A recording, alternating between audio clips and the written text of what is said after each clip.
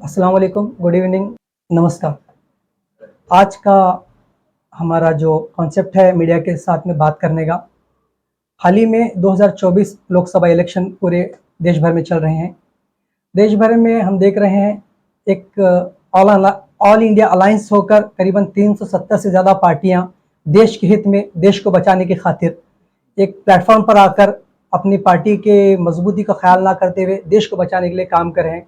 दूसरी तरफ एक पार्टी बीजेपी जो सिर्फ कम्युनल स्टेटमेंट्स दे रही है, मुसलमानों के खिलाफ बोल रही है, यहाँ तक कि प्रधानमंत्री औरतों के मंगलसूत्र के ऊपर भी उंगली उठा रहे हैं।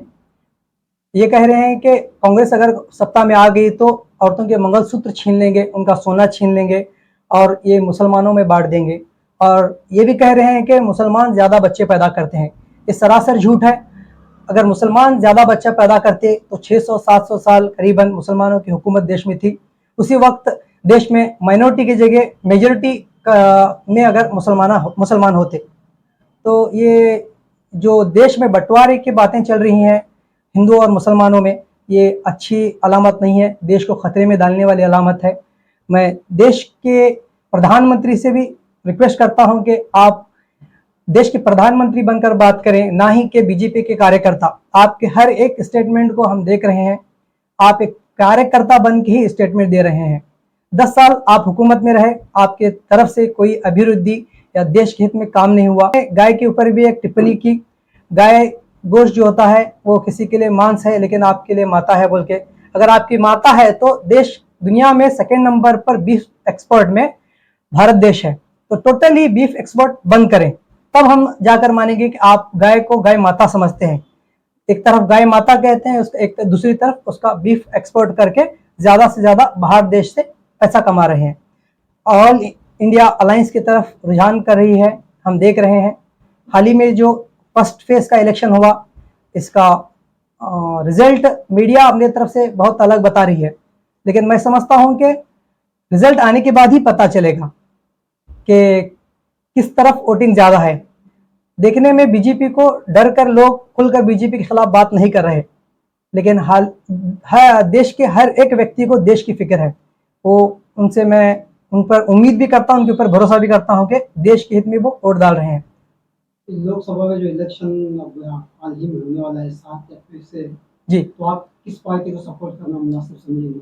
देखिए, मैं कोई पॉलिटिकल पार्टी से बिलोंग नहीं करता हूं, कोई पॉलिटिकल पार्टी से मेरा कोई रिलेशनशिप फिलहाल नहीं है। तो उसके लिए देश को बचाने के लिए जो ऑल इंडिया अलायंस चल रही है, जो भी बेहतर कैंडिडेट ऑल इंडिया अलायंस में है उसको भरपूर वोट डालें, पूरी तरह से सपोर्ट करें, उसको जिता कर लाएं देश को बचाने की खातिर। आपके हिसाब से कैसा लीडर कैसा होना चाहिए आपके हिसाब से? जो डेवलपमेंट का ख्याल करे, ना ही कि जातवाद की बात करे। मतलब किस तरीके का, बस जात पात पे क्या या फिर डेवलपमेंट? देखिए, एक लीडर को चुन के लाते हैं हम डेवलपमेंट के लिए। डेवलपमेंट अगर हो गया तो हर चीज़ मिल जाती है। सड़कें टूटी फूटी हैं, गली मोहल्ले में हमें अच्छे मकान नहीं है, अच्छी पानी की सहूलत नहीं है, इलेक्ट्रिसिटी के फ़ायदे सही से नहीं दिया जा रहा। एक कर्नाटक गवर्नमेंट जो है इलेक्ट्रिसिटी फ्री करी है, और उसके बाद में पंजाब और दिल्ली में आम आदमी पार्टी, ये इससे जो है औरतों का बहुत भला हुआ है। मैं कल ही एक वीडियो देखा हूँ, एक औरत इलेक्ट्रिक के पैसे बचाकर और 2,000 रुपये जो कांग्रेस गवर्नमेंट कर्नाटका में दे रही है वो बचाकर कुछ ग्राम सोना लेकर आई है। वो कह रही है कि मेरी ज़िंदगी में शायद मैं सोना नहीं खरीद सकती, ये पैसे आने से आज मैंने सोना खरीदा है। राहुल गांधी 1 लाख रुपए हर एक गरीब व्यक्ति के अकाउंट में देने का वादा कर रहे हैं, तो उस वादे को निभाएंगे, हम उन पर भरोसा करते हैं। और भी मैं यहाँ तक स्टेटमेंट सुना हूँ कि कांग्रेस सिर्फ 220 या कैंडिडेट खड़ा की है, कहाँ से पैसे बांटेगी? कांग्रेस पार्टी अपने जेब से पैसे नहीं, हमारे टैक्स को हमें रिटर्न करेगी। ऑल इंडिया अलायंस इसीलिए बना है कि हमारे टैक्स को हमें रिटर्न देने के लिए। वोटिंग अवेयरनेस को लेकर आपका क्या ख्याल है? भारत देश की पूरी जनता से, हिंदू मुस्लिम सिख ईसाई मेरे भाइयों से मैं दिल की गहराइयों से दरख्वास्त गुजारिश करता हूँ, हाथ जोड़कर विनती करता हूँ, ऑल इंडिया अलायंस को अपना वोट दें और देश को बचाने की खातिर वोट दें, और अपना कीमती वक्त वोट को देने पर लगाएं, ना ही कि पैसों पर बिकने कर। देश को बचाने का है इस बार। अगर बीजेपी हुकूमत में आई तो यही जातवाद चलता रहेगा।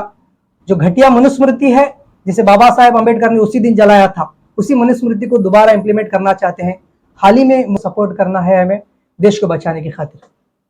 जो कर्नाटका में 7 तारीख को इलेक्शन है, इस इलेक्शन को हम सिर्फ इलेक्शन की तरह ना देखते हुए हमारे कीमती वोट को हम जाकर डालना है। हम इस इलेक्शन को इस बार ईद की तरह मनाना चाहिए। और जो हमारे दोस्त अहबाब भाई बुजुर्ग बाहर घूमने के लिए गए हैं या तो इलेक्शन से बेजार आए हैं, इन्हें कोई भी लीडर हमारे लिए काम नहीं करता, ऐसे अल्फाजात बहुत ज़्यादा हो चुके हैं अभी। आप इस बार अपना कीमती वोट को ज़ाया ना करते हुए अवेयरनेस अपने अंदर जगाकर इस बार भरपूर वोट करें, वोट करके अपना हकूक़ अदा करें। मेरा नाम इरशाद रित्ती है, मैं एक समाज सेवक हूँ, लोगों की भलाई के लिए काम करता हूँ। आप सबसे गुजारिश है कि मेरे लिए दुआ करें, इसी तरह से मैं आप सबकी सेवा करते रहूँ।